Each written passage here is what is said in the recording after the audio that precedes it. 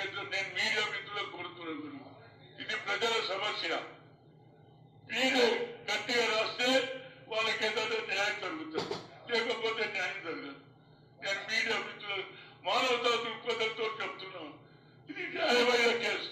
ఇంత పెద్ద బుక్ ముఖ్యమంత్రికి ఇచ్చిన, అదేవిధంగా శ్రీనివాస్ రెడ్డికి ఇచ్చిన, ఇక ఇంతకంటే ఏం చేయాలి చెప్పండి?